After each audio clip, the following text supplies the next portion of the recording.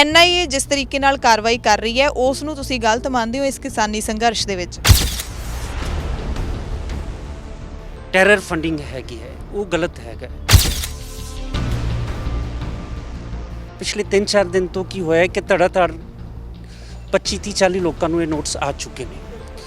ਉਹ ਜਿਹੜੇ ਯੰਗ ਮੁੰਡੇ ਨੇ ਉਹ ਘਬਰਾ ਰਹੇ ਨੇ, ਉਹਨਾਂ ਨੂੰ ਸਮਝ ਨਹੀਂ ਆ ਰਹੀ ਕਿ ਕਿਉਂਕਿ ਇਹਦੇ ਵਿੱਚ ਵਰਡ ਯੂਜ਼ ਕੀਤਾ ਜਾ ਰਿਹਾ ਵਿਟਨੈਸ। उस FIR ਦਾ ਇਹਨਾਂ ਲੋਕਾਂ ਨਾਲ ਕੀ ਸੰਬੰਧ ਹੈ ਔਰ ਇਹ ਸਾਰੇ ਜੁੜੇ ਵੀ ਕਿਸਾਨੀ ਸੰਘਰਸ਼ ਨਾਲ ਜੁੜੇ ਹੋਏ? ਇਹਨਾਂ ਨੇ ਪੰਜਾਬ ਦੇ ਵਿੱਚ ਕਈ ਲੋਕਾਂ ਨੂੰ ਜਿਹੜਾ ਸਮਨ ਭੇਜੇ ਨੇ। 3 ਕੈਟਾਗਰੀਆਂ ਹੈਗੀਆਂ ਜਿਸ 'ਚ ਲੋਕਾਂ ਨੂੰ ਕਾਲ ਕਰ ਰਹੇ ਨੇ। ਹੋਰ ਵੀ ਸਵਾਲ ਉੱਠਦਾ ਕਿ ਸਾਰਿਆਂ ਨੂੰ ਦਿੱਲੀ ਹੈੱਡ ਆਫਿਸ ਦੇ ਵਿੱਚ ਹੀ ਕਿਉਂ ਬੁਲਾਇਆ ਗਿਆ? ਅੱਗੇ ਹੋਰ ਵੀ ਇਹ ਸਿਲਸਿਲਾ ਵੱਧ ਸਕਦਾ ਹੈ, ਕੀ ਤੁਸੀਂ ਕਹਿਣਾ ਚਾਹੁੰਦੇ? ਦੇਖੋ, ਜੋ ਮੈਂ ਫੀਲ ਕਰਦਾ ਹੈ ਕਿ ਜਿਹੜੀ ਇਹਨਾਂ ਨੇ ਇਸ ਕਿਸਮ ਦੀ ਕੋਈ ਇਨਵੈਸਟੀਗੇਸ਼ਨ ਕਰਨੀ ਸੀ 26 ਤੋਂ ਬਾਅਦ ਕੀਤੀ ਜਾ ਸਕਦੀ ਸੀ। ਕਿਸਾਨੀ ਸੰਘਰਸ਼ ਦਰਮਿਆਨ ਇੱਕ ਬੜੀ ਅਹਿਮ ਖਬਰ ਆ ਰਹੀ ਹੈ ਕਿ NIA ਦੇ ਵੱਲੋਂ ਪੰਜਾਬ ਦੇ ਨਾਲ ਜੁੜੇ 12 ਲੋਕਾਂ ਨੂੰ ਨੋਟਿਸ ਭੇਜੇ ਜਾ ਚੁੱਕੇ ਨੇ। ਪੁੱਛਗਿੱਛ ਲਈ ਦਿੱਲੀ ਆਫਿਸ ਦੇ ਵਿੱਚ ਬੁਲਾਇਆ ਗਿਆ। ਇਸ ਖਬਰ ਦੀ ਅੱਜ ਬਹੁਤ ਚਰਚਾ ਹੋ ਰਹੀ ਹੈ ਮੀਡੀਆ ਦੇ ਵਿੱਚ।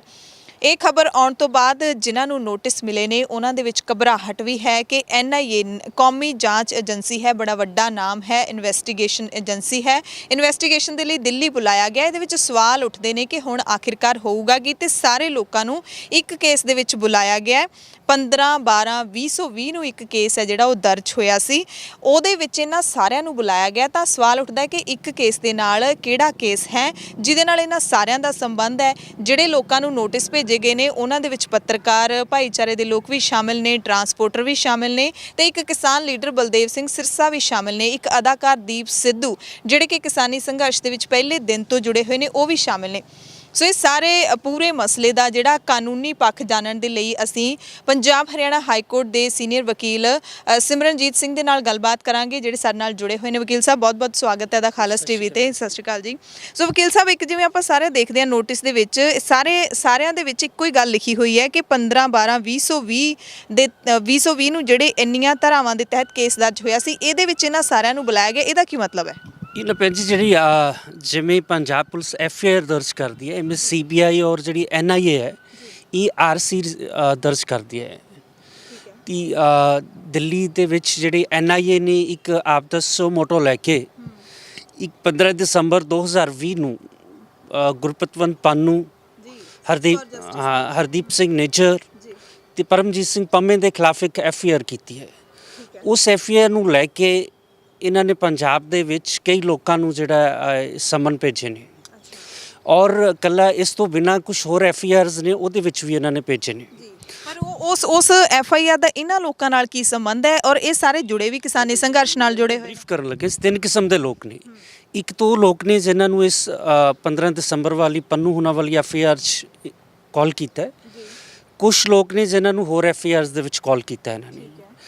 ਔਰ ਥਰਡ ਵਨ ਉਹ ਲੋਕ ਨੇ ਜਿਨ੍ਹਾਂ ਨੂੰ ਕਿਸਾਨ ਅੰਦੋਲਨ ਨਾਲ ਰਿਲੇਟਡ ਜਿਨ੍ਹਾਂ ਦੇ ਅਕਾਊਂਟਸ 'ਚ ਪੈਸੇ ਆਏ ਨੇ ਉਹਨਾਂ ਨੂੰ ਵੀ ਇਹ ਕਾਲ ਕਰ ਰਹੇ ਨੇ। ਇਹ 3 ਕੈਟਾਗਰੀਆਂ ਹੈਗੀਆਂ ਜਿਸ 'ਚ ਲੋਕਾਂ ਨੂੰ ਕਾਲ ਕਰ ਰਹੇ ਨੇ। ਸੋ ਵਕੀਲ ਸਾਹਿਬ, ਇਹ ਕਿੰਨਾ ਕੁ ਇਹ ਜਿਹੜੀ ਇਨਵੈਸਟੀਗੇਸ਼ਨ ਲਈ ਬੁਲਾਇਆ ਗਿਆ, ਕਿੰਨਾ ਕੁ ਤੋਂ ਘਬਰਾਉਣ ਦੀ ਲੋੜ ਹੈ? ਕਿਵੇਂ ਹੁਣ ਇਨਵੈਸਟੀਗੇਸ਼ਨ ਦਾ ਸਾਹਮਣਾ ਕੀਤਾ ਜਾਵੇ ਇਹਨਾਂ ਲੋਕਾਂ ਦੇ ਵੱਲੋਂ? ਕੀ ਤੁਸੀਂ ਆਪਣਾ ਤਜਰਬਾ ਦੱਸਦੇ ਹੋ, ਕੀ ਸਲਾਹ ਦਿੰਦੇ ਹੋ? ਇਹ ਜਿਹੜਾ ਨੈਸ਼ਨਲ ਸਿਕਿਉਰਿਟੀ ਐਕਟ ਹੈਗਾ, ਇਨਵੈਸਟੀਗੇਸ਼ਨ ਐਕਟ ਹੈਗਾ, ਇਹ 2008 'ਚ ਬਣਾਇਆ ਸੀ ਇੰਡੀਅਨ ਗਵਰਨਮੈਂਟ ਨੇ। ਇਹਦਾ ਪਰਪਸ ਹੈਗਾ ਕਿ ਜਿੱਥੇ ਵੀ ਕੋਈ ਟੈਰਰ ਫੰਡਿੰਗ ਆ ਰਹੀ ਹੈ, ਇਹ ਕਹਿੰਦੇ ਨੇ ਕਿ ਦੇਸ਼ ਦੀ ਇੰਟੀਗ੍ਰਿਟੀ ਨੂੰ ਕੋਈ ਤੋੜਨ ਦੀ ਕੋਸ਼ਿਸ਼ ਕਰਦਾ ਬਾਹਰ ਦੇ ਪੈਸੇ ਨਾਲੇ, ਉਹਨੂੰ ਇਹਨਾਂ ਨੇ ਅੰਡਰ ਸਰਵੇਲੈਂਸ ਹੈ, ਉਹਨੂੰ ਰੋਕਣ ਦੀ ਕੋਸ਼ਿਸ਼ ਕਰ ਰਹੇ ਨੇ। ਹੁਣ ਜਿਹੜਾ ਇੱਕਦਮ ਪਹਿਲੇ ਕੁਝ 2-3 ਬੰਦਿਆਂ ਨੂੰ ਨੋਟਿਸ ਆਏ ਨੇ, ਵਿੱਚ ਦੀਪ ਸਿੱਧੂ ਦਾ ਬ੍ਰਦਰ ਸਾਡਾ ਮਾਈਕ ਵੀ ਜਿਹੜਾ ਉਹ ਹੈਗਾ ਬ੍ਰਦਰ ਲਾਇਰ ਹੈਗਾ ਮਨਦੀਪ ਨੂੰ, ਕੁਝ ਲੋਕਾਂ ਨੂੰ ਪੰਜਾਬ 'ਚ ਆਇਆ। ਹੁਣ ਪਿਛਲੇ 3-4 ਦਿਨ ਤੋਂ ਕੀ ਹੋਇਆ ਕਿ ਧੜਾਧੜ 25-30-40 ਲੋਕਾਂ ਨੂੰ ਇਹ ਨੋਟਿਸ ਆ ਚੁੱਕੇ ਨੇ। ਉਹ ਜਿਹੜੇ ਯੰਗ ਮੁੰਡੇ ਨੇ ਉਹ ਘਬਰਾ ਰਹੇ ਨੇ, ਉਹਨਾਂ ਨੂੰ ਸਮਝ ਨਹੀਂ ਆ ਰਹੀ ਕਿ ਕਿਉਂਕਿ ਇਹਦੇ ਵਿੱਚ ਵਰਡ ਯੂਜ਼ ਕੀਤਾ ਜਾ ਰਿਹਾ ਵਿਟਨੈਸ। ਇਹਦਾ ਕੀ ਮਤਲਬ ਹੈ? ਹੈ ਨਾ, ਵਿਟਨੈਸ ਤਾਂ ਉਦੋਂ ਆਏਗਾ ਜੀ ਜਿਹੜਾ NIA ਐਕਟ ਹੈ ਉਹਦੇ ਵਿੱਚ 6 ਮਹੀਨੇ ਦਾ ਟਾਈਮ ਹੁੰਦਾ ਚਲਾਨ ਪੇਸ਼ ਕਰਨ ਦਾ। ਉਹ ਚਲਾਨ ਦੇ ਵਿੱਚ ਜਿਹੜੇ ਵਿਟਨੈਸ ਹੁੰਦੇ ਆ ਉਹਦੇ ਵਿੱਚ ਮੈਂਸ਼ਨ ਹੁੰਦੇ ਨੇ। ਫਿਲਹਾਲ ਤੇ ਇਨਵੈਸਟੀਗੇਸ਼ਨ ਦੇ ਵਿੱਚ ਕਾਲ ਕਰ ਰਹੇ ਨੇ। ਇਹਦੇ ਵਿੱਚ 3 ਪਰਪਸ ਹੋ ਸਕਦੇ ਨੇ। ਪਹਿਲਾ ਪਰਪਸ ਇਹ ਹੈ ਕਿ ਜਿਹੜੀ ਵੀ ਕੋਈ NIA ਕੋਲ ਸਬਸਟੈਂਟਿਵ ਐਵੀਡੈਂਸ ਹੈ ਉਸ ਬੰਦੇ ਨੂੰ ਕਾਲ ਕਰਕੇ ਉਹਦਾ ਪੁੱਛਣਗੇ ਭਾਈ ਤੇਰੇ ਕੋਲ ਇਹਦਾ ਕੀ ਜਵਾਬ ਹੈ। ਜੇ ਉਹਨਾਂ ਨੂੰ ਲੱਗਦਾ ਹੈ ਕਿ ਬੰਦਾ ਕਿਸੇ ਇਲੀਗਲ ਐਕਟੀਵਿਟੀ ਵਿੱਚ ਇਨਵੋਲਵ ਹੈਗਾ ਹੈ ਤੇ ਉਹਦੇ ਖਿਲਾਫ FIR ਲੌਜ ਹੋ ਸਕਦੀ ਹੈ। ਦੂਸਰਾ, ਜੇ ਕਿਸੇ ਨੂੰ ਲੱਗਦਾ ਵੀ ਐਵੀਡੈਂਸ ਪੰਨੂ ਉਹਨਾਂ ਦੇ ਖਿਲਾਫ ਵਰਤੀ ਜਾ ਸਕਦੀ ਹੈ ਫਿਰ ਉਹਨੂੰ ਚਲਾਨ ਦੇ ਵਿੱਚ ਵਿਟਨੈਸ ਲੈ ਕੇ ਆਉਣਗੇ।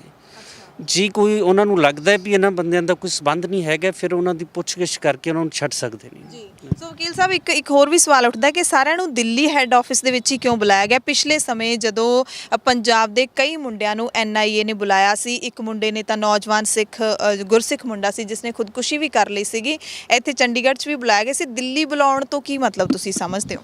ਮਤਲਬ ਇਹ ਰੀਜ਼ਨ ਇਹ ਹੈਗਾ ਕਿ ਜਿਹੜੀ ਇਹ ਕੇਸ ਰਜਿਸਟਰ ਹੋਇਆ ਹੈ ਦਿੱਲੀ 'ਚ ਹੋਇਆ ਹੈ, NIA ਨੇ ਕੀਤਾ ਹੈ, ਮੈਨੂੰ ਲੱਗਦਾ ਕਿ ਉਸ ਕਰਕੇ ਬੁਲਾ ਰਹੇ ਨੇ।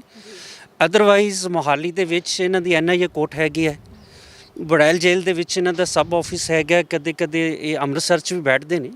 ਜਦੋਂ ਤੁਸੀਂ ਸਟੇਟ ਨੂੰ ਪਤਾ ਹੈ, NIA ਨੂੰ ਪਤਾ ਹੈ ਕਿ ਦਿੱਲੀ ਦੇ ਵਿੱਚ ਜਿਹੜੀ ਐਕਸਟਰਾ ਆਰਡੀਨਰੀ ਸਿਚੁਏਸ਼ਨ ਬਣੀ ਹੋਈ ਹੈ 26 ਨੂੰ ਜਿਹੜਾ ਜਨਵਰੀ ਨੂੰ ਮਾਰਚ ਨੂੰ ਲੈ ਕੇ ਬੜਾ ਉੱਥੇ ਕਿਓਸ ਕ੍ਰੀਏਟ ਹੋਇਆ ਪਿਆ। ਸੋ ਇਹਨਾਂ ਨੂੰ ਚਾਹੀਦਾ ਹੈ ਕਿ ਜੇ ਇਹਨਾਂ ਨੂੰ ਕੁਝ ਪੁੱਛਣਾ ਹੈ ਤਾਂ ਇੱਥੇ ਚੰਡੀਗੜ੍ਹ ਬੁਲਾ ਕੇ ਪੁੱਛ ਲੈਣ। ਸੋ ਵਕੀਲ ਸਾਹਿਬ ਹੁਣ ਇੱਕ ਬੜਾ ਅਹਿਮ ਸਵਾਲ ਹੈ ਕਿ ਜਿਵੇਂ ਹੁਣ ਧੜਾ NIA ਦੇ ਨੋਟਿਸ ਆ ਰਹੇ ਨੇ, ਬਹੁਤ ਸਾਰੇ 2-3 ਟਰਾਂਸਪੋਰਟਰ ਵੀ ਨੇ ਜਿਨ੍ਹਾਂ ਨੂੰ ਨੋਟਿਸ ਆਏ ਨੇ, ਜਿਨ੍ਹਾਂ ਨੇ ਆਪਣੀਆਂ ਬੱਸਾਂ ਦਿੱਲੀ ਦੇ ਕਿਸਾਨੀ ਅੰਦੋਲਨ ਦੇ ਵਿੱਚ ਫ੍ਰੀ ਲਾਈਆਂ ਨੇ, ਬੱਸਾਂ ਉਹ ਲਗਾਤਾਰ ਜਾ ਰਹੀਆਂ ਨੇ ਪਿਛਲੇ 1 ਮਹੀਨੇ ਤੋਂ। ਹੁਣ ਜਿਹੜੇ ਲੋਕ ਨੇ ਉਹਨਾਂ ਦੇ ਵਿੱਚ ਸਹਿਮ ਦਾ ਮਾਹੌਲ ਤਾਂ ਜ਼ਰੂਰ ਤੌਰ ਤੇ ਬਣ ਗਿਆ, ਜਿਹੜੇ ਉੱਥੇ ਮਦਦ ਕਰ ਰਹੇ ਨੇ, ਲੰਗਰ ਲਾ ਰਹੇ ਨੇ, ਜ਼ਾਹਿਰ ਤੌਰ ਤੇ ਉਹਨਾਂ 'ਚ ਸਹਿਮ ਹੈਗਾ ਆ। ਕਿੰਨਾ ਕੁ ਡਰਨ ਦੀ ਲੋੜ ਹੈ ਆਮ ਲੋਕਾਂ ਨੂੰ? ਕੀ ਅੱਗੇ ਹੋਰ ਵੀ ਇਹ ਸਿਲਸਿਲਾ ਵੱਧ ਸਕਦਾ ਹੈ? ਕੀ ਤੁਸੀਂ ਕਹਿਣਾ ਚਾਹੁੰਦੇ? ਦੇਖੋ, ਜੋ ਮੈਂ ਫੀਲ ਕਰਦਾ ਹੈ ਕਿ ਜਿਹੜੀ ਇਹਨਾਂ ਨੇ ਇਸ ਕਿਸਮ ਦੀ ਕੋਈ ਇਨਵੈਸਟੀਗੇਸ਼ਨ ਕਰਨੀ ਸੀ 26 ਤੋਂ ਬਾਅਦ ਕੀਤੀ ਜਾ ਸਕਦੀ ਸੀ।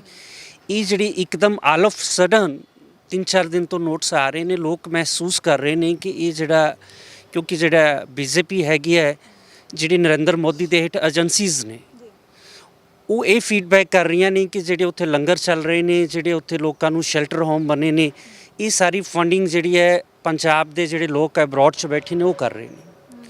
ਸੋ ਇਹਦੇ ਪਿੱਛੇ ਇੱਕ ਮੈਸੇਜ ਤਾਂ ਇਹ ਵੀ ਹੈਗਾ ਕਿ ਉਹ ਫੰਡਿੰਗ ਰੋਕਣਾ ਚਾਹੁੰਦੇ ਨੇ, ਫੋਰਨ ਵਾਲਿਆਂ ਨੂੰ ਡਰਾਉਣਾ ਚਾਹੁੰਦੇ ਨੇ ਕਿ ਇਹ ਕਿਸਾਨ ਐਜੀਟੇਸ਼ਨ ਨੂੰ ਸਪੋਰਟ ਨਾ ਕਰੋ। ਇੱਕ ਤਾਂ ਇਹ ਥਿਊਰੀ ਹੈਗੀ ਹੈ ਜੀ। ਦੂਸਰੀ ਇਹ ਥਿਊਰੀ ਹੈਗੀ ਹੈ ਕਿ NIA ਨੇ ਅੱਜ ਤੋਂ 2 ਸਾਲ ਪਹਿਲੇ ਕਸ਼ਮੀਰ ਵਿੱਚ ਵੀ ਇਹ ਕੋਸ਼ਿਸ਼ ਕੀਤੀ ਸੀ, ਕਿਉਂਕਿ ਉੱਥੇ ਕੀ ਹੋਇਆ ਹੈ ਕਿ ਜਿਹੜੇ ਵੱਡੇ ਬਿਜ਼ਨਸਮੈਨ ਸੀ, ਕਈ ਲੋਕ ਸੀ, ਕਸ਼ਮੀਰ ਇਸ਼ੂ ਦੇ ਨਾਂ 'ਤੇ ਫੋਰਨ 'ਚੋਂ ਠੱਗੀਆਂ ਮਾਰ ਰਹੇ ਸੀ। ਸੋ ਮੇਰੀ ਜਿਹੜੇ ਹੁਰੀਅਤ ਵਾਲੇ ਸਾਡੇ ਕਈ ਦੋਸਤ ਹੈਗੇ ਨੇ ਉੱਥੋਂ ਦੇ ਲੀਡਰਸ, ਉਹਨਾਂ ਨੇ ਦੱਸਿਆ ਕਿ ਜਦੋਂ ਸਾਡੇ ਉੱਥੇ ਇਹ ਇਸ਼ੂ ਕ੍ਰੀਏਟ ਹੋਇਆ ਹੈ ਤੇ ਜਿਹੜੀਆਂ ਬਲੈਕ ਸ਼ੀਪ ਸੀ ਹੁਰੀਅਤ ਵਿੱਚ, ਜਿਹੜੀਆਂ ਹੁਰੀਅਤ ਨੂੰ ਲੈ ਕੇ ਠੱਗੀਆਂ ਮਾਰ ਰਹੇ ਸੀ, ਉਹ ਬੰਦੇ ਸਾਰੇ ਐਕਸਪੋਜ਼ ਹੋ ਗਏ।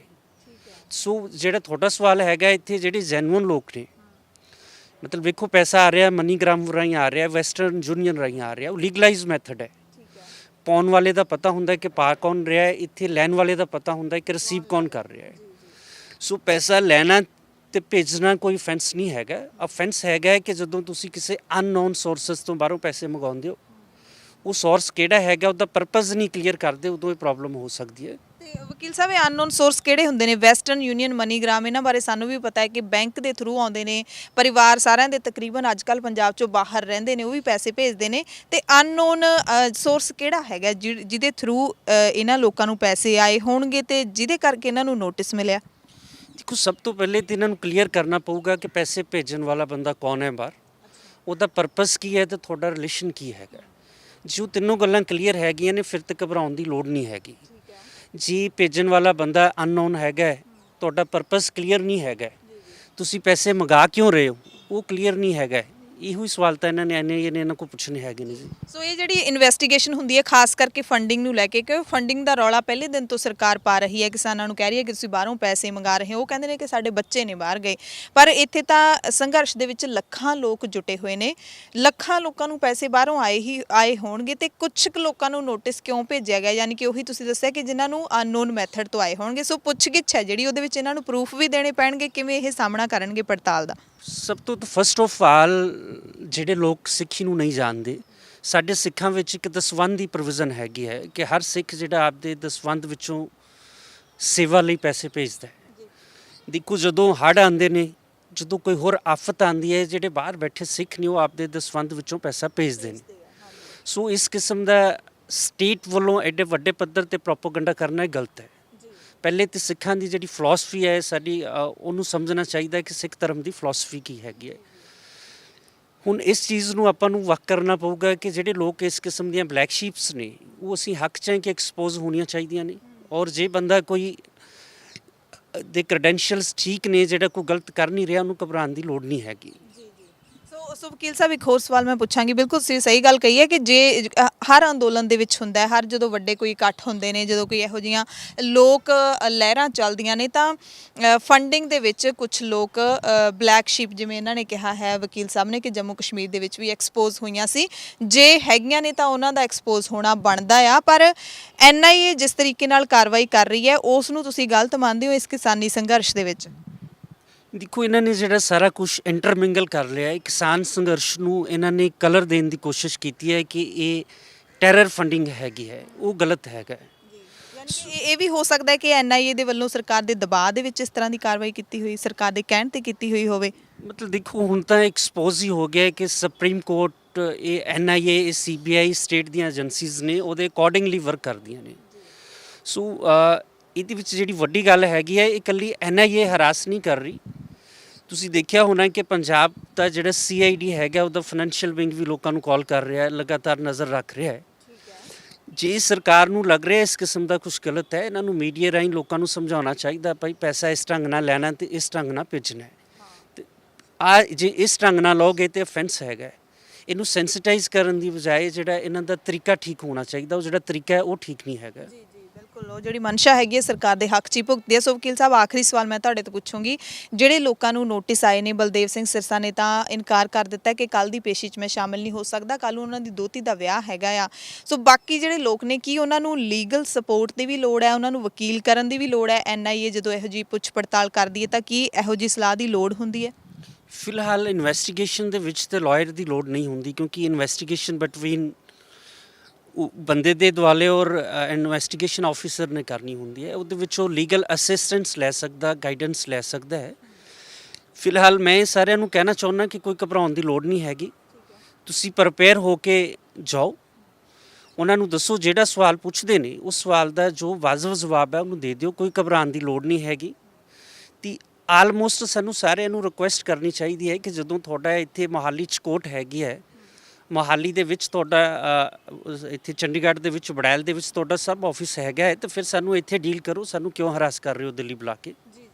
ਬਹੁਤ ਬਹੁਤ ਧੰਨਵਾਦ ਵਕੀਲ ਸਾਹਿਬ ਸਾਡੇ ਨਾਲ ਗੱਲਬਾਤ ਕਰਨ ਦੇ ਲਈ। ਸੋ ਵਕੀਲ ਸਿਮਰਨਜੀਤ ਸਿੰਘ ਨੇ ਜਿਸ ਤਰੀਕੇ ਦੇ ਨਾਲ ਦੱਸਿਆ, ਤੇ ਸਾਰੇ ਜਿਹੜੇ ਲੋਕਾਂ ਨੂੰ NIA ਦੇ ਨੋਟਿਸ ਮਿਲੇ ਨੇ ਉਹਨਾਂ ਨੂੰ ਕਿਹਾ ਵੀ ਹੈ ਕਿ ਘਬਰਾਉਣ ਦੀ ਕੋਈ ਲੋੜ ਨਹੀਂ ਹੈ, ਤੇ ਜਿਹੜਾ ਹੈਗਾ ਇਨਵੈਸਟੀਗੇਸ਼ਨ ਹੈ ਉਹਦਾ ਸਾਹਮਣਾ ਕਰੋ। ਜਿਹੜੇ ਲੋਕ ਬਿਲਕੁਲ ਸਹੀ ਨੇ, ਸਹੀ ਤਰੀਕੇ ਦੇ ਨਾਲ ਉਹਨਾਂ ਨੂੰ ਫੰਡਿੰਗ ਆ ਰਹੀ ਹੈ ਕਿਸਾਨ ਸੰਘਰਸ਼ ਦੀ ਮਦਦ ਕਰਨ ਦੇ ਲਈ, ਜੇ ਪੈਸਾ ਆ ਰਿਹਾ ਜਾਂ ਫਿਰ ਜਿਹੜੇ ਇੱਕ ਦੋ ਰੀਜ਼ਨ ਹੋਰ ਦੱਸੇ ਨੇ ਜਿਹਦੇ ਕਰਕੇ NIA ਬੁਲਾ ਰਹੀ ਹੈ, SFJ ਦੇ ਸੰਬੰਧ ਦੇ ਵਿੱਚ ਜਿਹੜਾ ਕੇਸ ਦਰਜ ਹੋਇਆ ਸੀ ਉਸ ਦੇ ਨਾਲ ਕਨੈਕਟ ਕਰਕੇ ਬੁਲਾਇਆ ਜਾ ਰਿਹਾ ਲੋਕਾਂ ਨੂੰ, ਤਾਂ ਘਬਰਾਉਣ ਦੀ ਲੋੜ ਨਹੀਂ ਹੈ। ਇਨਵੈਸਟੀਗੇਸ਼ਨ ਦੇ ਵਿੱਚ ਸ਼ਾਮਿਲ ਹੋਣਾ ਚਾਹੀਦਾ ਹੈ।